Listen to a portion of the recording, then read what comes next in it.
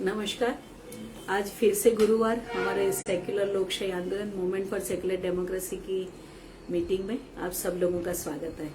आज ऐसे तो बहुत सारे टॉपिक है, बजट आया है, इलेक्शन रिजल्ट आए हैं, कौन से टॉपिक पे डिस्कस करें और कौन से टॉपिक पे ना करें, उसका हमें हमेशा कंफ्यूजन होता है कि प्रायोरिटी किसको दें। पर आज जो सब्जेक्ट है वो सब्जेक्ट तो पहले काफी टाइम डिस्कस हो चुका है, पर आज इसलिए डिस्कस करना जरूरी है।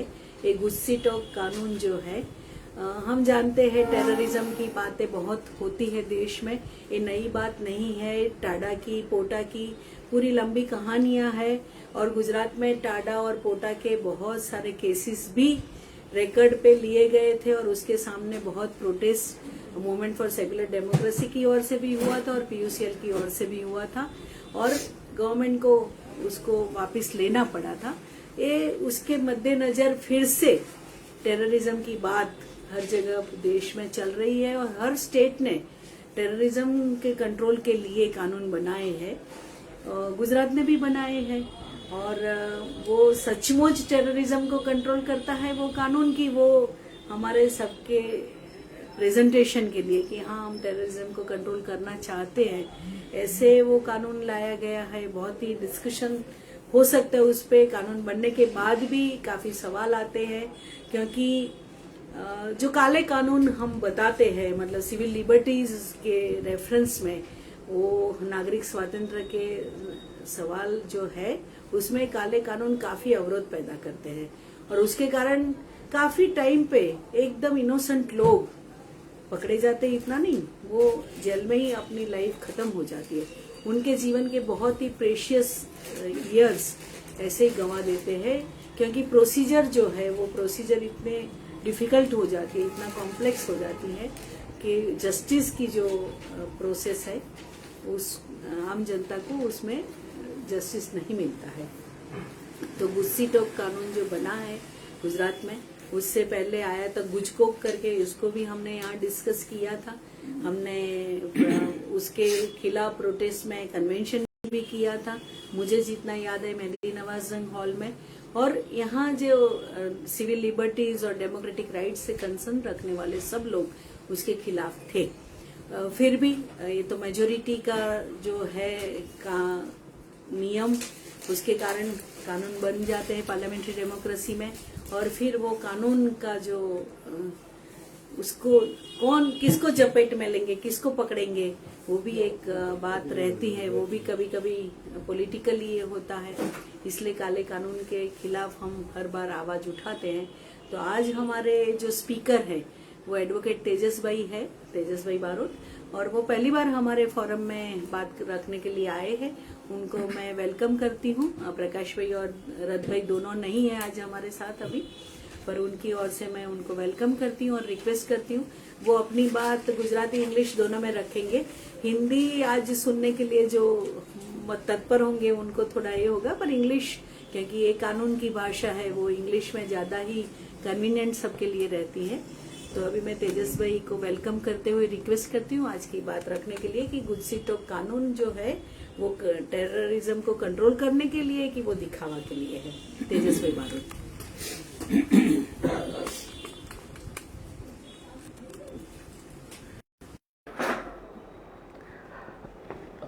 आज का जो सब्जेक्ट है वो है गुजसीटॉक, यानी कि Gujarat control of terrorism and organised crimes act. वो एक इफ़ेक्टिव एक्ट है, मतलब कि टेररिज्म कंट्रोल के लिए एक्ट है कि फक्त एक दिखावे के लिए एक एक्ट है। Whether it's an act to really control terrorism or it's only a show or an eyewash or a फसाद। तो ये जो कानून है उसको समझने के लिए सबसे पहले हमें जो इसके लीगल प्रोविजंस है, किस लिए कानून को बनाया गया है और इसका कानूनी इतिहास क्या है वो देखना पड़ेगा। और हमारा जो कॉन्स्टिट्यूशन है, कॉन्स्टिट्यूशन की जो भी प्रोविजंस है उसको ये गुजरात लेजिस्लेचर ने, विधानसभा ने जो बनाया है वो कॉन्स्टिट्यूशन के प्रोविजंस के उसको मद्देनज़र रख के बनाया है कि कॉन्स्टिट्यूशंस की जो प्रोविजंस है, मैंडेटरी प्रोविजंस जिसे कहा जाता है, उसका वायोलेशन होता है और उस वायोलेशन की वजह से ये आतंकवाद का नियंत्रण करने का जो कानून है वो कानून सही में इफ़ेक्टिव कहा जा सकता है। और दूसरी बात कि जो सेंट्रल का जो एक्ट है, यूएपीए जिसको कहते हैं, unlawful activities prevention of act है, उसका जो कानून है 1967 में बनाया गया, जो 2004 में पोटा जो एक्ट था वो रिपील होने के बाद उसके अंदर टेररिज्म की प्रोविजंस की गई है। वो कानून होते हुए भी क्या गुजरात सरकार है उसको ये बना सकती थी कि नहीं, उस बारे में हम आज चर्चा करेंगे। तो सबसे पहले हम ये समझते हैं कि ये जो कानून है Gujarat control of terrorism and organised crimes act, वो दो हिस्सों में बटा हुआ है। This act is divided into parts. As the name itself suggest, it covers two elements. First is it is for the control of terrorism and secondly for organized crimes act. Today we will be focusing on the provisions of this act so far as they govern terrorism in Gujarat. The full name of the act is Gujarat Control of Terrorism and Organized Crimes Act 2015. Though it's an act by name of 2015, it received presidential assent in 2019 and came into effect on 1st December 2019 itself. Now, if we look at the legislative history of this act, previously 2 bills were introduced in the state legislature which were only concerned with the Organized Crime Act.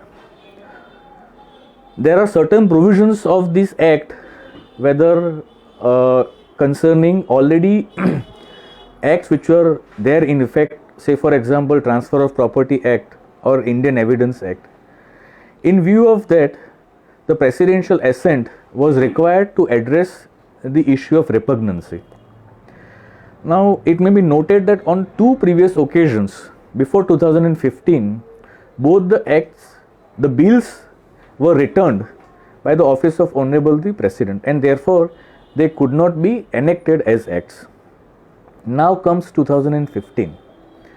This time the state legislature introduces the element of terrorism and makes it a combined act to address the issue of terrorism and organized crime, which till this point of time the intention of the state legislature was only to address organized crime occurring in the state of Gujarat. Now, if you see what is terrorism and how has it been dealt with, what is the understanding of terrorism in India and abroad. Terrorism is something which is not confined to one part of the country. I would say it cannot be confined to boundaries of a country itself. Primarily, it affects unity, integrity, security and sovereignty of the country. Concerning this, the judicial pronouncements are to the effect that it is a matter of defense of India. जब defence of India की बात होती है, જ્યારે defence of ઇન્ડિયાની વાત થાય ત્યારે એના માટે જે કાયદો બનાવવાની સત્તા છે એ એન્ટ્રી 1 લિસ્ટ 1 જે બંધારણમાં 7મું શેડ્યુલ છે એનું જે લિસ્ટ 1 છે એ યુનિયન લિસ્ટ કહેવાય છે કે જેમાં જે પણ બાબતોનો સમાવેશ થાય એ બાબતોનું માટેનો કાયદો ઘડવાની સત્તા ફક્ત અને ફક્ત પાર્લામેન્ટને જ છે, એટલે કે સંસદને જ રહેલી છે. હવે ડિફેન્સ ઓફ ઇન્ડિયા જે છે એ આ યુનિયન લિસ્ટનું કે લિસ્ટ 1 છે એના લિસ્ટમાં એન્ટ્રી નંબર 1માં આવે છે. હવે જ્યારે કોઈ વસ્તુ લિસ્ટ 1ની કોઈ પણ એન્ટ્રીમાં આવે તો આર્ટિકલ 246 પ્રમાણે એટલે બંધારણની અનુચ્છેદ 246 પ્રમાણે એના માટેનો કાયદો બનાવવાની સત્તા ફક્ત અને ફક્ત પાર્લામેન્ટની જ છે. બીજી એક મહત્વની જોગવાઈ જે આપણા બંધારણમાં છે એ છે article 245. Article 245 says is that so far as the whole of territory of India is concerned, it is only Parliament which can make law. And so far as state is concerned, the state can make law. હવે અગાઉ મેં જેમ વાત કરી તે પ્રમાણે terrorism જે છે એ એક એવો વિષય છે કે જે કોઈ લોકાલિટી પૂરતું એને મર્યાદિત ના કરી શકાય, કોઈ એરિયા પૂરતું મર્યાદિત ના કરી શકાય કે કોઈ સ્ટેટ પૂરતું મર્યાદિત ના કરી શકાય. હવે સમજો કે અત્યારે ભારત માટે જે એક સળગતો પ્રશ્ન છે એ કાશ્મીરનો છે કે જેમાં અવારનવાર ટેરરિસ્ટ એટેક્સ થઈ રહ્યા છે. તો જ્યારે કોઈ આવો કોઈ પણ ટેરરિસ્ટ એક્ટ થાય તો કોઈ વ્યક્તિ એવું ના કહી શકે કે આ જે એક્ટ છે કે આ જે પણ કોઈ કૃત્ય થયું છે, આતંકવાદી કૃત્ય થયું છે, એ ફક્ત જમ્મુ કે કાશ્મીર પૂરતું જ મર્યાદિત રહે, એવું ના થઈ શકે. એની જે અસર જે છે એ આખા દેશમાં પ્રવર્તાય, આખા દેશમાં એની અસર જોવા મળે. એટલે જ્યારે આપણે આર્ટિકલ 245ની વાત કરીએ તો એની જોગવાઈ પ્રમાણે જો આતંકવાદ જે છે એ કોઈ રાજ્ય પૂરતું સીમિત ના હોય અને એની અસર જો આખા દેશ કે દેશ બહાર પણ પ્રવર્તમાન હોય તો સવાલ એ થાય કે કોઈ એક રાજ્ય આવા પ્રશ્ન માટે કાયદો ઘડી શકે કે જ્યારે એની સત્તા ફક્ત બંધારણીય જોગવાઈ મુજબ પાર્લામેન્ટને જ મળેલી છે. એટલે કે આ જ્યારે કોઈ પણ રાજ્ય સ્ટેટ લેજિસ્લેચર આવા મુદ્દે કોઈ કાયદો ઘડે તો આ જે કોન્સ્ટિટ્યુશનનું બેઝિક સ્ટ્રક્ચર છે, બંધારણનું જે બેઝિક સ્ટ્રક્ચર છે એનું ઉલ્લંઘન થયેલું કહેવાય એમ. બીજું કે નામદાર સુપ્રીમ કોર્ટના ચુકાદાઓ છે એમાં કીધેલું છે કે ટેરરિઝમ જે આતંકવાદ છે એ અગાઉ મેં જાણ કરી એ પ્રમાણે unity, integrity, security and sovereignty of the country, all this things get affected. અને એના પ્રમાણે ફક્ત ને ફક્ત પાર્લામેન્ટને જ આની સત્તા છે. હવે આપણે એક ખાલી ફક્ત માનવા પૂરતું માની લઈએ કે આ વસ્તુ ડિફેન્સ ઓફ ઇન્ડિયામાં નથી પડતી, તો પણ અનુચ્છેદ 248 મુજબ જ્યારે કોઈ પણ વિષયનો સમાવેશ લિસ્ટ 1માં નથી થતો કે લિસ્ટ 2માં નથી થતો તો એ વિષય બાબતે પણ કાયદો ઘડવાની સત્તા ફક્ત અને ફક્ત પાર્લામેન્ટને જ મળેલી છે, as per article 248 of the constitution of India. હવે ગુજરાતની વિધાનસભાએ જ્યારે કાયદો ઘડ્યો ત્યારે શું કર્યું અને કઈ રીતે આ કાયદો જે છે બંધારણીય જોગવાઈને અસર કરતા છે અને બંધારણીય જોગવાઈ મુજબ આ કાયદો ટકવાપાત્ર નથી એની વાત કરીએ. ટેરરિઝમ કે આતંકવાદ જે છે એને અનલોફુલ એક્ટિવિટીઝ પ્રિવેન્શન એક્ટ જે છે એની હેઠળ એ વ્યાખ્યાની પરિભાષા આપવામાં આવેલી છે. આપણે જોઈએ તો એના મુજબ જ્યારે કોઈ પણ વ્યક્તિ એવું કોઈ કાર્ય કરે કે the act which affects unity, integrity, security, sovereignty or even economic security of the country, or he creates terror in people by using any explosives, then the act is said to be an act of terrorism. આ જે પરિભાષા જે છે કે જે વ્યાખ્યા આપેલી છે યુએપીએના કાયદામાં એ જ વ્યાખ્યાનો ઉપયોગ કરી મહદઅંશે ગુજરાતની વિધાનસભાએ કાયદો કરેલો છે. પરંતુ ગુજરાત વિધાનસભાને આ કાયદો ઘડવાની સત્તા છે એ દર્શાવવા માટે એમણે એક એલિમેન્ટનો ઉપયોગ કર્યો કે જ્યારે કોઈ વ્યક્તિ એવું કૃત્ય કરે કે જે પબ્લિક ઓર્ડર ડિસ્ટર્બ કરે છે તો એને એક્ટ ઓફ ટેરરિઝમ ગણાય.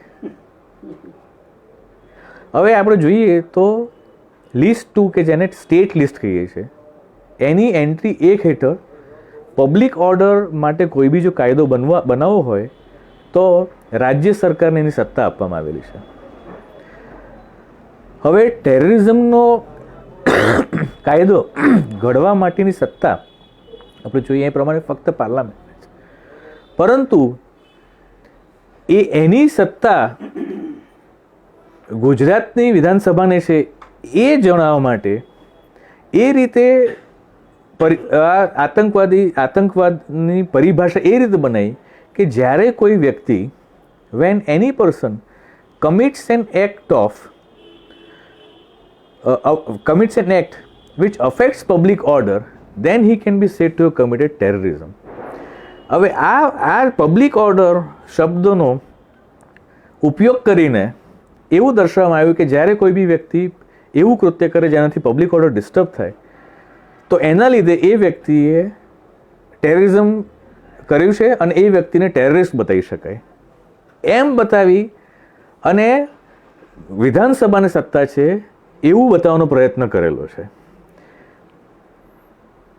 હવે પબ્લિક ઓર્ડર એટલે કે પબ્લિક ટ્રેન્ક્વિલિટી ઓર પબ્લિક પીસ, હવે એને કોઈ પણ હિસાબે એ સ્તર પર પહોંચાડી ના શકાય કે સપોઝ આપણે એવું અનુમાન કરીએ કે જ્યારે કોઈ પણ બે જૂથ વચ્ચે અથડામણ થાય કોઈ પણ એરિયામાં કે કોઈ પણ વિસ્તારમાં તો જે જ્યુડિશિયલ પ્રોનાઉન્સમેન્ટ કે જજમેન્ટ છે એમાં એવું કહેવામાં આવ્યું છે કે એમાં પબ્લિક પીસ છે એ ડિસ્ટર્બ થાય અને જ્યારે પબ્લિક પીસ ડિસ્ટર્બ થાય છે then it can be termed to be an act which affects public order.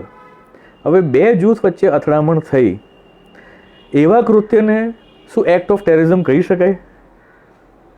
હવે તમે આવા કૃત્યને એક્ટ ઓફ ટેરરિઝમ બતાવવા માંગો છો તો એના લીધે વિચારી શકો કે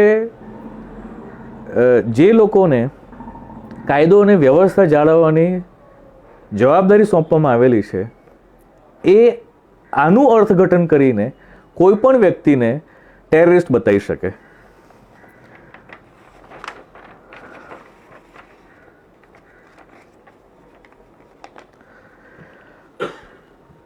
જેમ મેં અગાઉ વાત કરી એ પ્રમાણે ટેરરિસ્ટ એક્ટ એવું છે કે જે ભારતની અખંડતાને ડિસ્ટર્બ કરી શકે અને એ એક વર્લ્ડ નોન ફેક્ટ છે કે an act of terrorism affects the unity and integrity of the country. આ સંદર્ભે there is one more provision which we must take into consideration and that is article 253 of constitution, અનુચ્છેદ 253.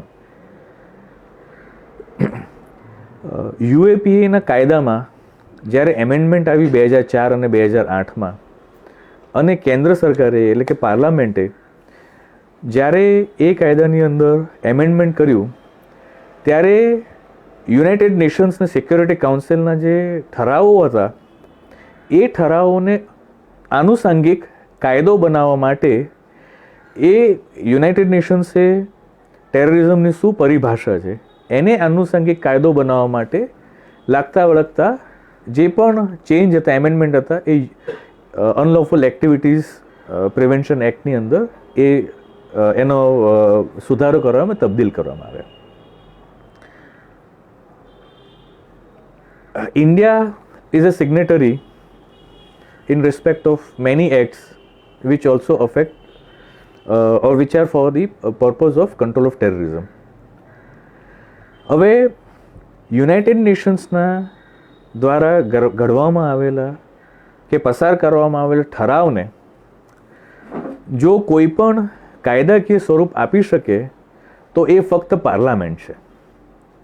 Article 253 હેઠળ એ ફક્ત central ગવર્મેન્ટને જ સત્તા આપવામાં આવેલી છે કે કોઈ પણ ઇન્ટરનેશનલ કન્વેન્શન કે ટ્રીટીને માં એ ભાગ લઈ શકે અને એની આનુષંગિક કાયદો બનાવી શકે.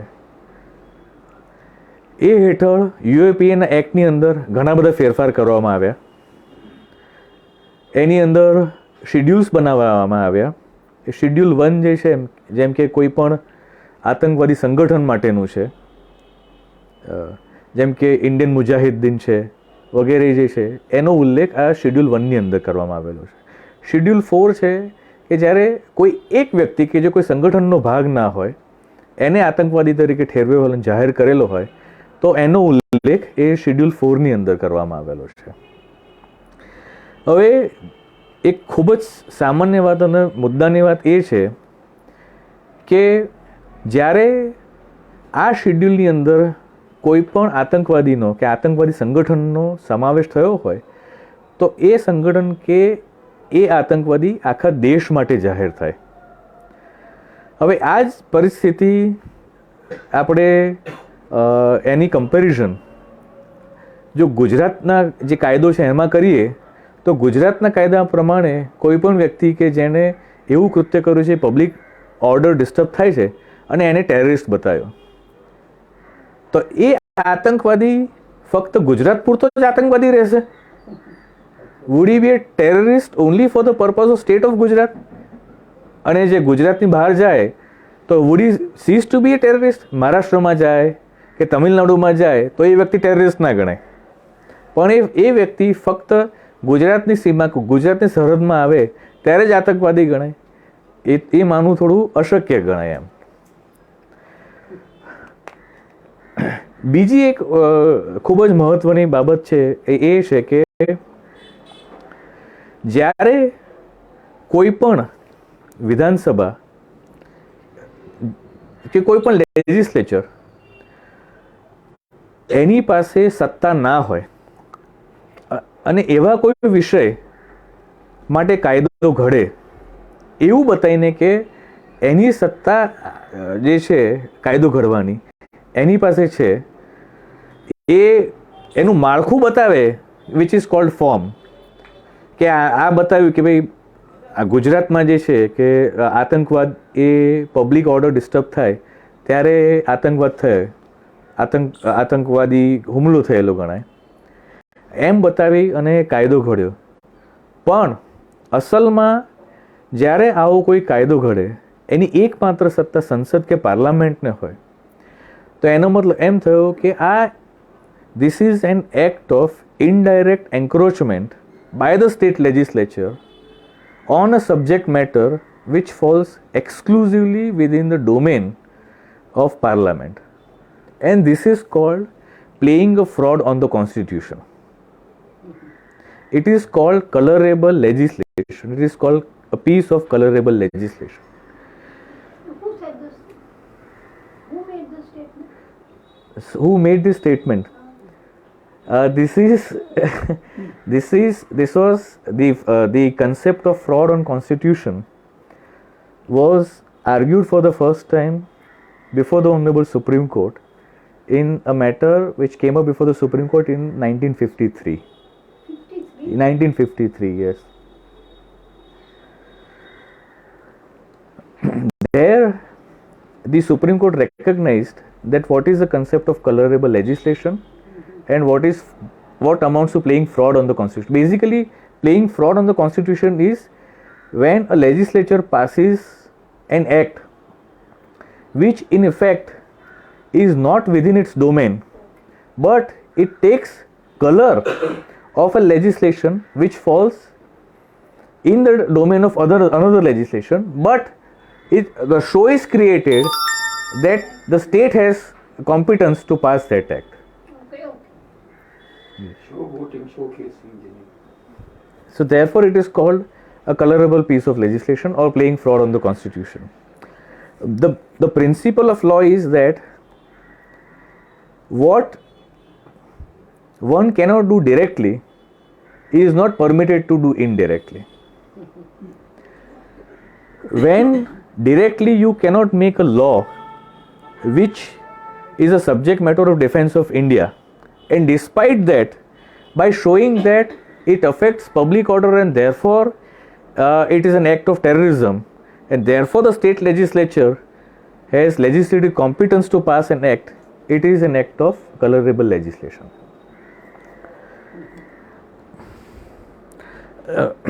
બીજો એક મહત્વની બાબત એ છે કે there is another doctrine of called occupied field, કે જ્યારે કોઈ પણ ફિલ્ડ કે કોઈ પણ વિષય બાબતે પાર્લામેન્ટે કાયદો ઘડી ચૂક્યો હોય, it means that subject is already covered by parliament, and when the field is occupied by parliament, state is forbidden from making any act in respect of that subject matter. So once the field is occupied, then state is completely prohibited from making any act on that. હવે એક વસ્તુ એ પણ થઈ શકે કે there is another doctrine of pith and substance. I'm sorry, these are all legal principles which say that if an act which is in pith and substance on a particular subject, but it makes an incidental encroachment on another subject which falls within the legislative competence or domain of another legislation, then suppose in this case the state legislature would be entitled to make law in respect of that subject which falls within the legislative competence of parliament. હવે in order to take advantage of that doctrine, the state legislature will have to show that in pith and substance it has competence to make law on a particular subject. આની અંદર એવું થાય છે કે જે સંગઠિત ગુનાનો નિયંત્રણ માટેનો કાયદો છે એના માટે રાજ્ય સરકારને સત્તા છે કે કાયદો ઘડી શકે, પણ એ બતાવવાનો પ્રયત્ન થઈ રહ્યો છે કે જ્યારે રાજ્ય સરકારને સંગઠિત ગુનાના નિયંત્રણ માટે કાયદો ઘડવાની સત્તા છે, તો પછી એ જ એ કાયદો જ્યારે ઘડ્યો તો એ કાયદાના ભાગરૂપે જ્યારે અન્ય કોઈ જોગવાઈ કાયદાકીય જોગવાઈ થઈ, એ જોગવાઈ કાયદાકીય જોગવાઈની અંદર જો આતંકવાદનો સમાવેશ થતો હોય તો એ જો આતંકવાદનો સબ્જેક્ટ છે એ સંસદના એક્સક્લુઝિવ ડોમેનમાં આવતો હોય તો પણ રાજ્ય સરકાર એના માટે એ કાયદા માટે કાયદાકીય જોગવાઈ કરી શકે. પણ આ જે ડોક્ટ્રિન પીથ ઓફ સબસ્ટન્સની છે અને ઇન્સિડેન્ટલ એન્ક્રોચમેન્ટ છે એ પણ રાજ્ય સરકારને એનો પણ લાભ એટલા માટે ના મળી શકે કે when the state legislature made an act on organized crime, it will have to show that incidentally, while making an act on organized crime, it incidentally encroached upon the subject of defense of India, which falls within the domain of parliament. કે આ કાયદો બનાવતા આનુષંગિક રીતે વિધાનસભાએ આતંકવાદનો જે subject matter છે, જે વિષય છે, એનો પણ કાયદો ઘડી કાઢ્યો. હવે આ ડોક્ટ્રિન એટલા માટે એપ્લિકેબલ નહીં થાય કે કારણ કે આ કાયદાનું શીર્ષક જોશો તો કાયદાનું શીર્ષક એમ છે કે આતંકવાદ અને ગુનાહિત સંગઠનનો જે કાયદો છે એ બંનેના નિયંત્રણ માટેનો આ કાયદો જે છે. એટલે એવું નથી કે ગુનાહિત સંગઠનના નિયંત્રણ માટેનો કાયદો છે અને એના એક ભાગરૂપે આતંકવાદને ગણી શકાય. આનું મથાળું છે જે એક્ટ છે, કાયદાનું મથાળું જ એમ છે કે it is an act for control of terrorism and organise crime. અને આની અંદર જ્યારે મહત્વની જોગવાઈ આતંકવાદ કોને કહેવાય, જો કોઈ વ્યક્તિ આતંકવાદનું કૃત્ય કરે, if A person indulges into any act which is a terrorist act, અને એના માટે જ્યારે સજાની જોગવાઈ કરેલી હોય ત્યારે એવું ના કહી શકાય કે આતંકવાદ જે છે એ ગુનાહિત સંગઠન કે એની જે પણ કૃત્ય છે એના ભાગરૂપે છે.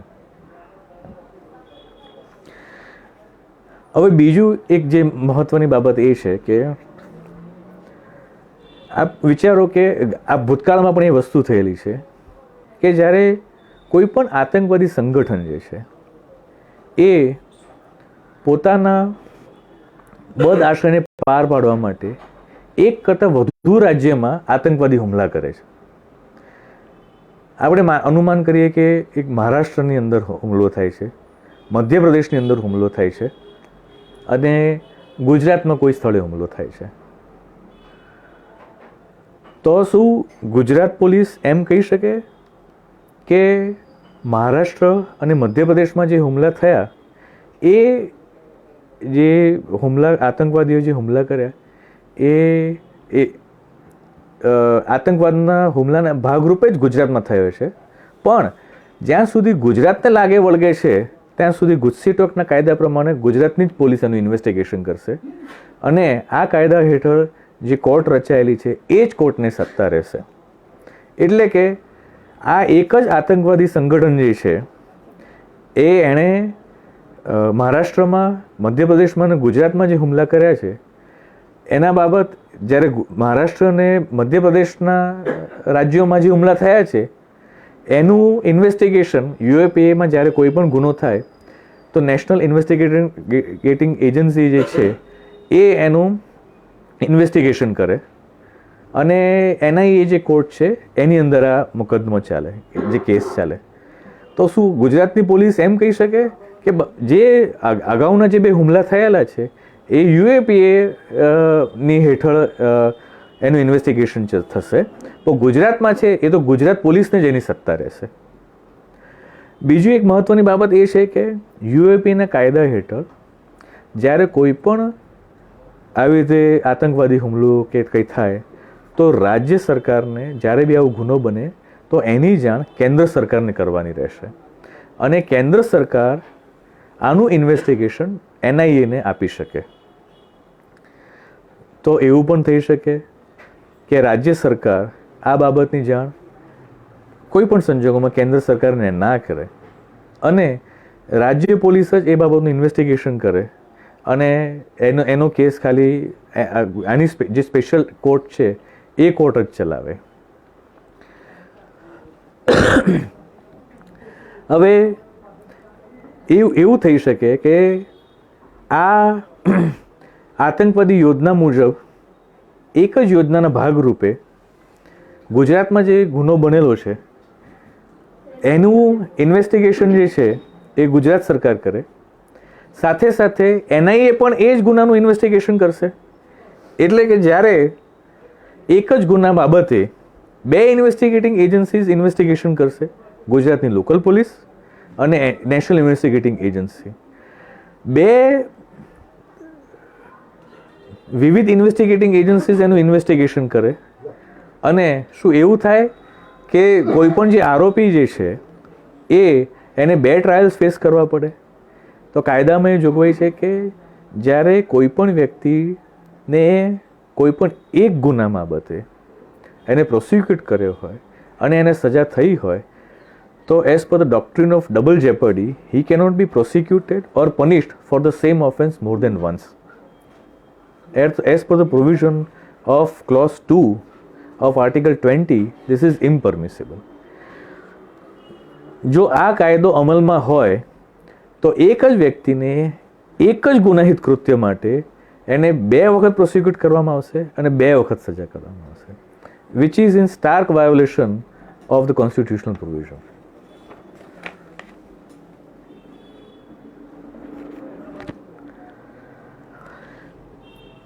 અન્ય એક મહત્વની જોગવાઈ એ છે કે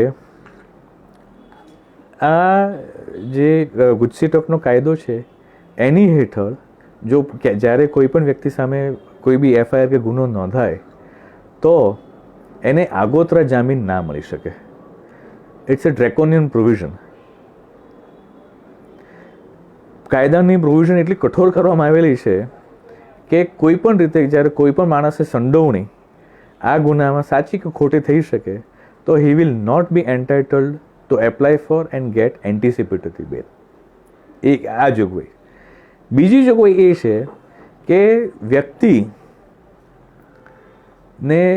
અગાઉ કોઈ ગુનામાં એની ધરપકડ થઈ હોય અને જામીન ઉપર હોય અને કોઈ પણ કારણસર ગુજસીટોકના ગુનામાં એની સંડોવણી થાય અને એમાં જો એને એની ધરપકડ થાય તો પણ એને બેલ ના મળી શકે.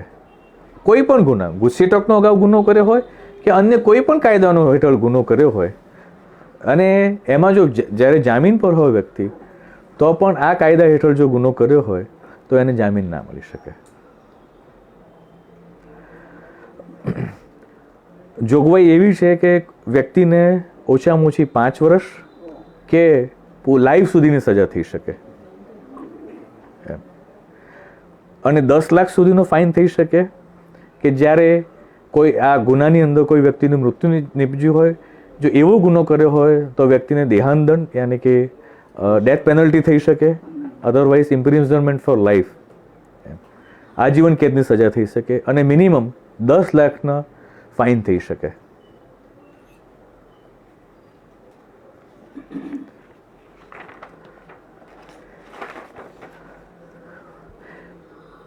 એટલે આપણે જે ચર્ચા કરી એ પ્રમાણે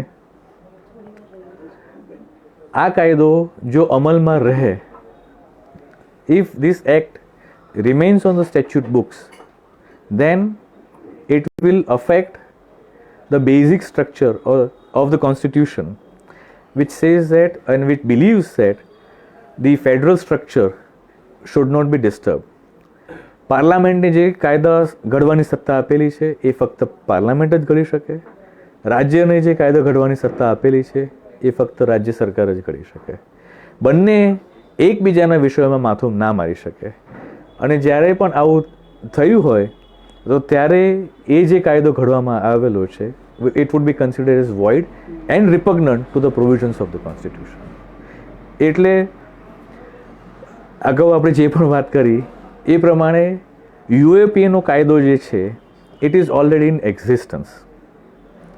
It has not been shown that this act or the provisions of this act are ineffective. તો સવાલ એ આવીને ઊભો રહે છે આ કાયદો ઘડવા પાછળનો ઉદ્દેશ શું? કે when the act is in place, the machinery to investigate offences under the act, those machineries are in place, then what was the need to come out for the state legislature to come out with this act?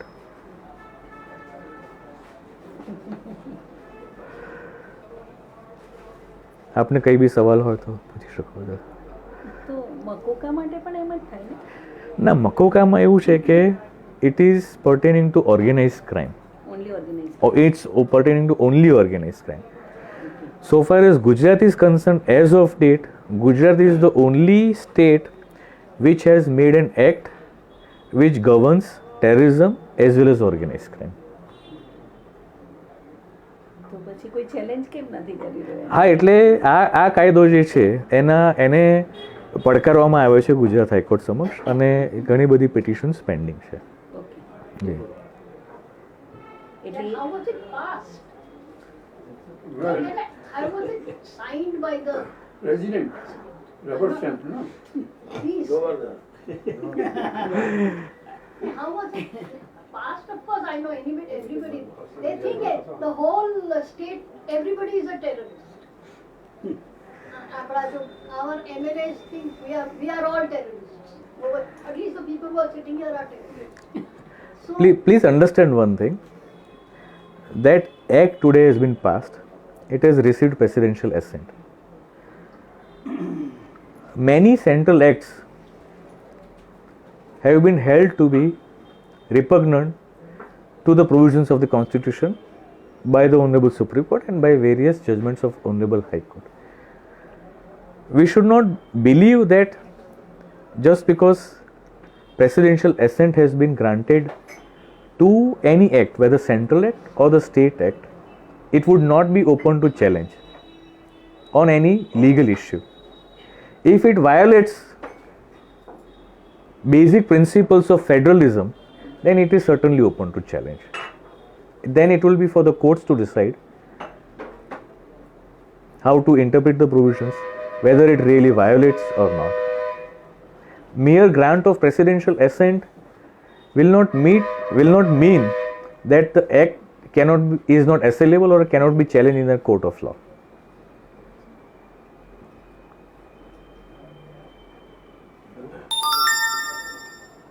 Tell me, what was the reason of Makoka?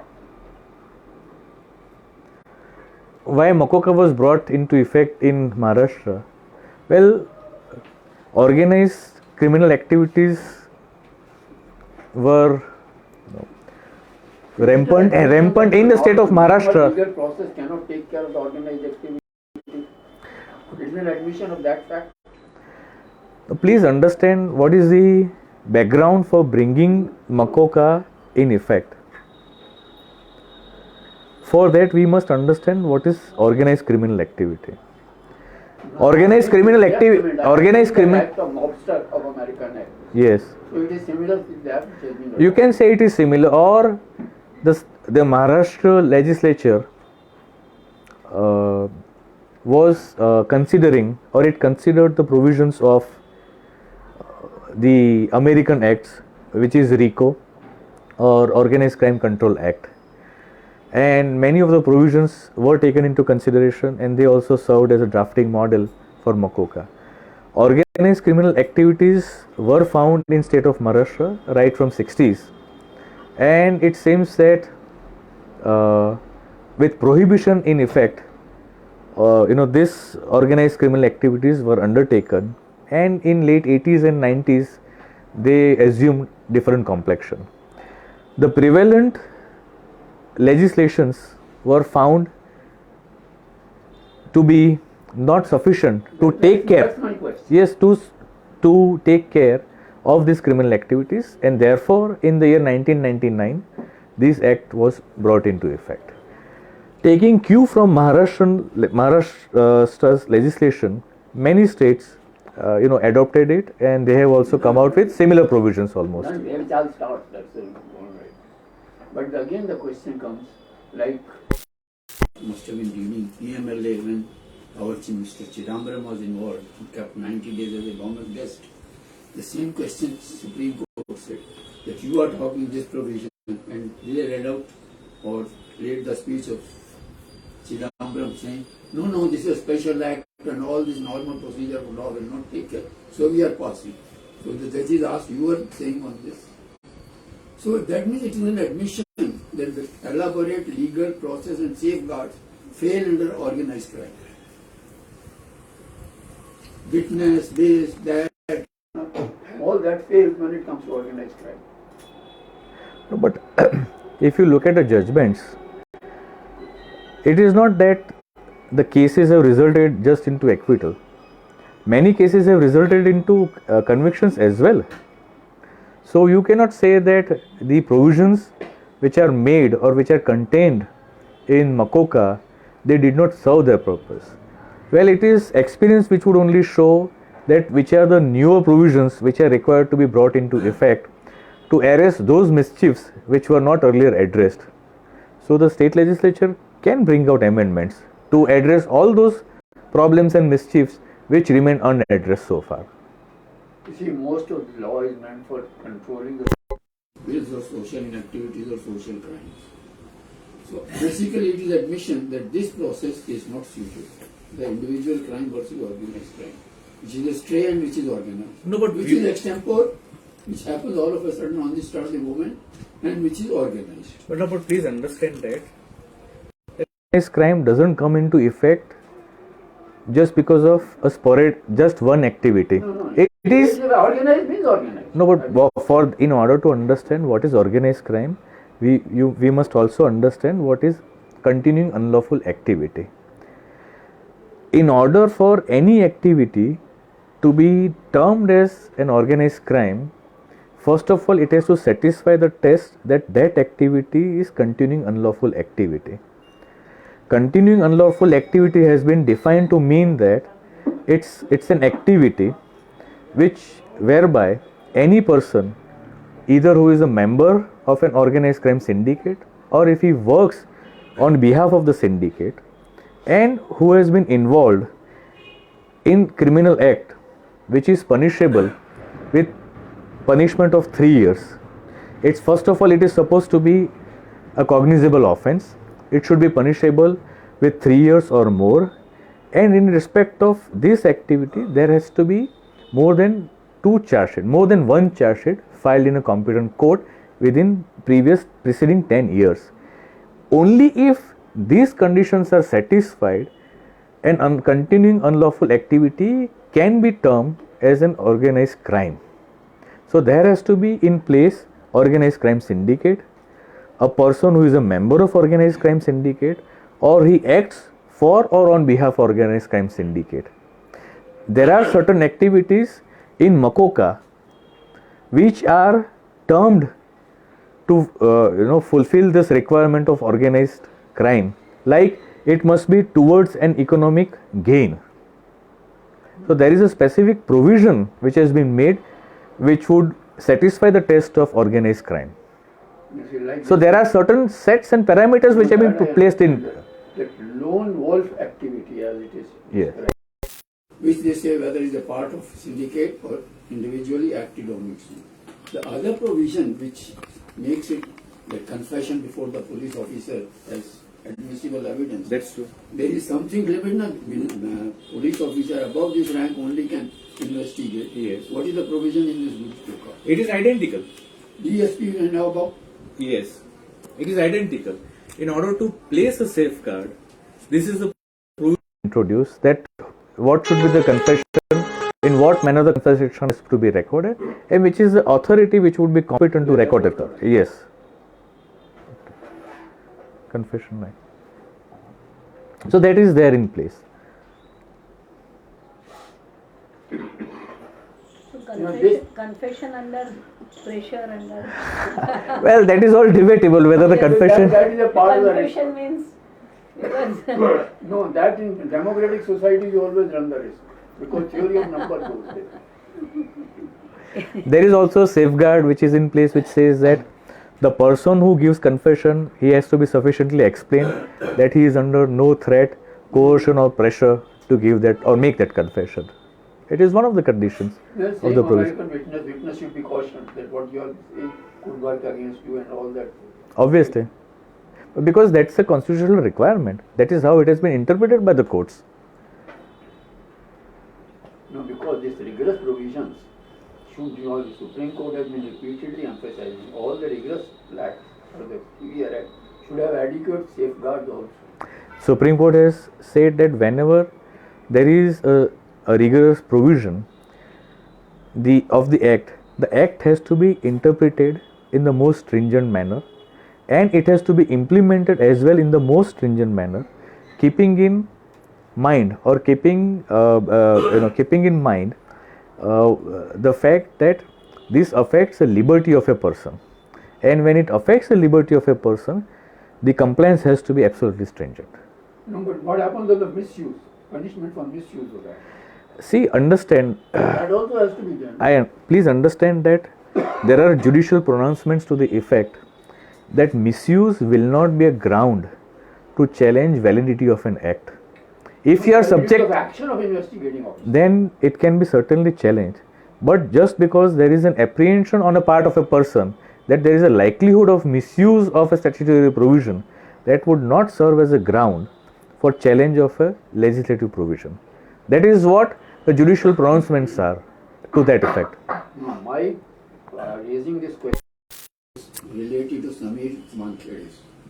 The way he made a mess of investigation and such a serious act and the way he reacted, I thought he should have been severely punished himself for misuse, for not understanding it, for stepping far beyond the limits.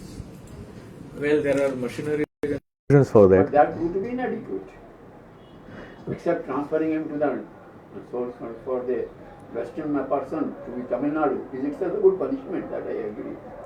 Well, whosoever feels affected, he has to initiate an action for the purpose of what legal action is available to him. How can he be legally prosecuted? It is for that person to see. But Tejas, do you think we need our democratic society, civil society needs take up Europa, Makoka or GUJCTOC like laws? It's a defeat of civil society. No, but please understand that legislature are also under a duty to see to it that there is first of all a provision to arrest such a drastic act whereby a terrorist organization undertakes a very severe act, where people's lives are at stake. Suppose an international terrorist organization comes and launches a terrorist attack, as a result of which many civilians lose their life. So there will have to be a law in place which will address such a difficult situation. And please understand that when an amendment was made in 2008 in UAPA, it was in compliance of United Nations requirements. In keeping with those requirements and in keeping with the international obligation that India owes to UN, that provisions were made or provisions have been amended. So it will be the duty of the legislature to provide for and make provisions in order to meet with such situations. The provisions will have to be in effect. Now, what provisions are made in order to inflict the sentence, it is in the wisdom of the legislature. We must understand that what punishment should be imposed, that what sentencing policy the legislature is adopting. By judicial pronouncement, it is understood that it lies within the exclusive domain of the legislature. If the punishment is really harsh, then also it could be a subject matter of challenge. But it cannot be that a state like India or any other nation is a state or a country where there are no provisions to meet with such situations. Some provision or some act will have to be in place to address such difficult situations. Otherwise, it would be a completely lawless state. Whether the provisions are harsher or they, infringe, human rights, that's a different aspect altogether. આ કન્ટેક્સમાં આપણે પંજાબની સિચ્યુએશનમાં કેમ છે જોવાનું state subject છે કે સેન્ટરનું એટલે અત્યારે સિચ્યુએશન ઓર્ગેનાઇઝ ક્રાઇમ જેવી છે ને Punjab The Ajnala episode. Amritsar organize, see, please understand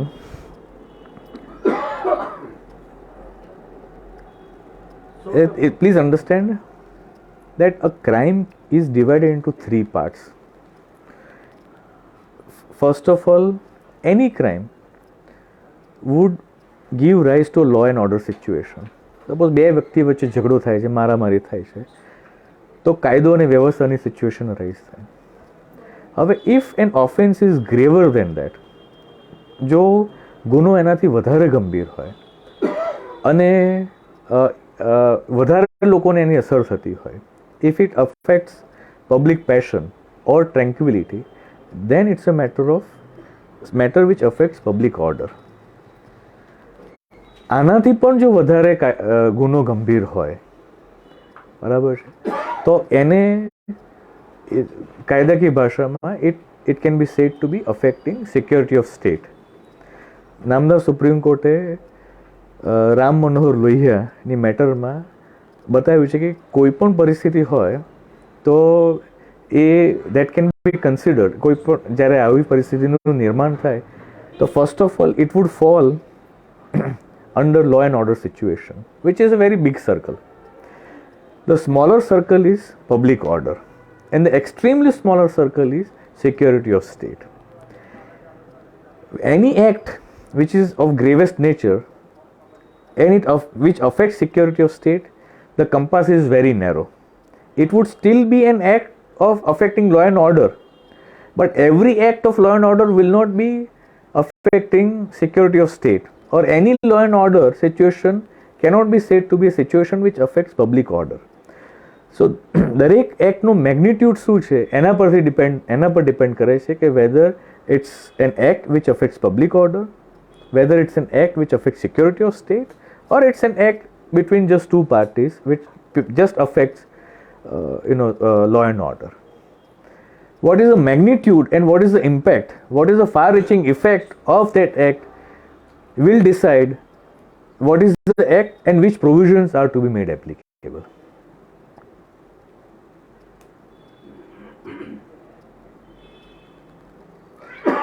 દરેક કાયદા અને વ્યવસ્થાનો પ્રોબ્લેમ જે છે એને તમે પબ્લિક ઓર્ડરનો પ્રોબ્લેમ ના ગણી શકો કે સિક્યોરિટી ઓફ સ્ટેટનો પ્રોબ્લેમ ના ગણી શકો.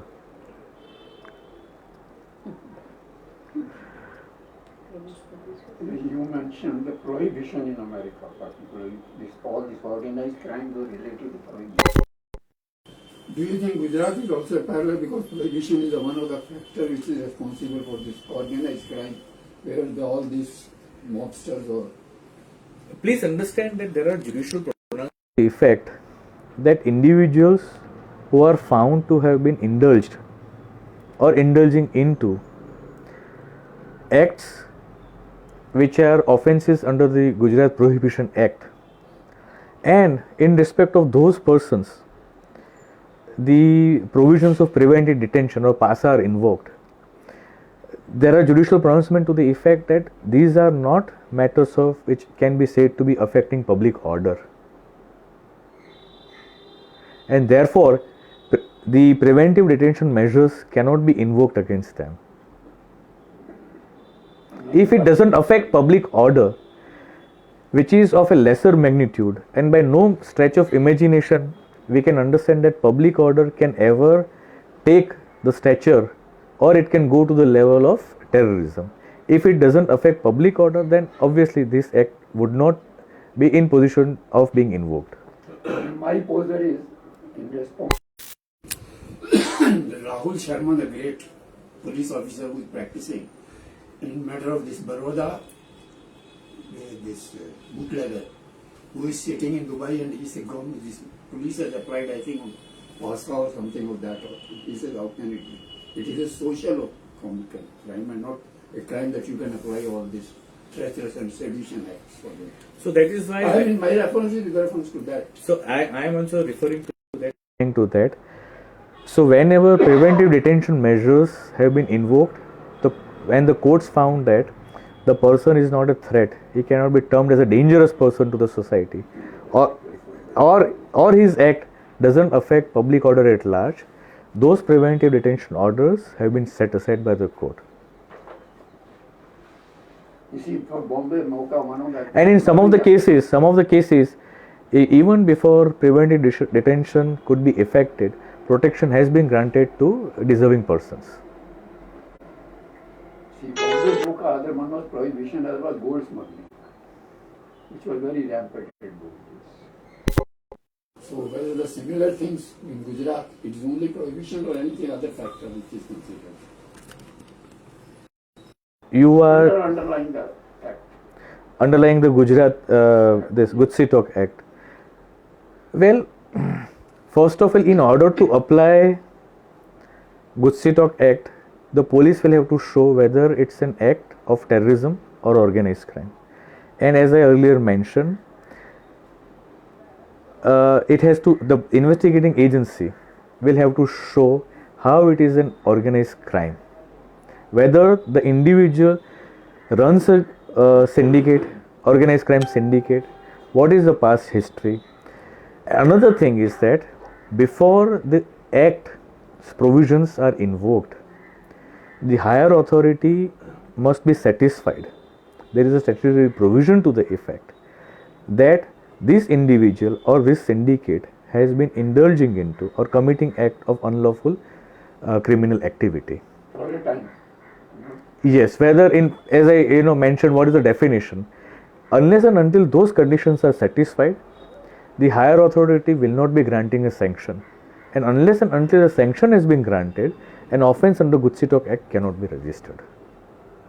But all this, by the time this comes under charge sheet. No, first of all, the sanction has to be obtained of a higher authority. The higher authority will have to record its satisfaction that this person has indulged into organized crime or he has indulged into an act of terrorism. Only then offence can be registered. Investigation comes later on. This procedure takes time. By the time he will be under detention. He can be placed under detention if the provisions of the PASA Act are satisfied. It is not that one. Satisfaction of the investigating officer. In both the cases, please understand that before invocation of PASA also, the authority will have to be satisfied the satisfaction has to be recorded objectively that the person's detention is required.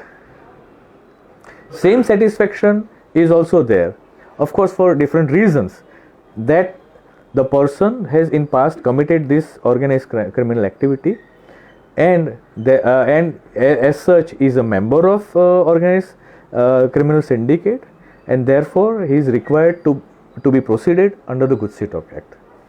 So there is safeguard has been there in place. No, that is what I am saying. Rigorous law and corresponding protection has to be there. Now it would depend on the facts and circumstances of each case, that whether the sanction was granted in accordance with law or not. It can be subject matter of challenge.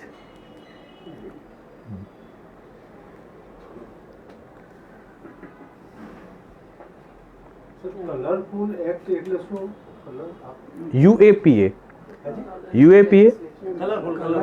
Colourful legislation. Colourful legislation એટલે કે કાયદાને એવો ઓપ આપવામાં આવ્યો છે કે બહારથી એવું લાગે, એટલે કલર આપવામાં આવ્યો છે, એવો રંગ આપવામાં આવ્યો છે કે પ્રથમ દ્રષ્ટિએ એવું લાગે કે આ જે કાયદો ઘડવામાં આવેલો છે એની સત્તા વિધાનસભાને છે, રાજ્યની. પણ જ્યારે એનો આપ ઊંડાણપૂર્વક અભ્યાસ કરો અને એની જોગવાઈઓનો અભ્યાસ કરો ત્યારે આપને એમ લાગે કે ભાઈ બહારથી જે દેખાઈ રહ્યો છે એનું જે માળખું છે એ બહારથી એમ દેખાય કે આ કાયદો ઘડવાની સત્તા વિધાનસભાને છે, પણ એનું જે હાર્દ છે, doctrine of pith and substance એટલે હાર્દ, what is a true nature and character, આ કાયદાનું ચારિત્ર શું છે.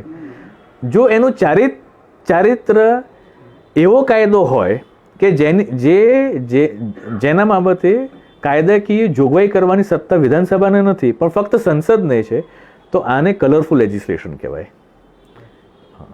કે બહારથી એવું લાગે કે આ કાયદો ઘડવાની સત્તા વિધાનસભાને છે, પણ જ્યારે આપ ખરેખર એનું હાર્દ કે એનું એ કાયદાનું ચારિત્ર જુઓ તો આપને એમ લાગે કે આ કાયદાનું ઘડવાની સત્તા તો ફક્ત સંસદને છે, વિધાનસભાને નથી. ત્યારે એને then it is called a piece of colorable legislation. હા, ધોખાધડી કહી શકાય. That is called playing fraud on the constitution. Fraud on the constitution. That is what the words have been used. No, but common sense में gate ने video बनाई. तेजस भाई को मैं धन्यवाद देती हूँ. काफी इंटरेस्टिंग टॉपिक है, शायद और भी डिस्कशन चल सकता है लंबा, क्योंकि बहुत सारे सवाल है. उसके बीच हमारा टाइम का लिमिट है, इसलिए हम रुकेंगे. सबको मैं इनवाइट करना चाहूंगी अगले गुरुवार को.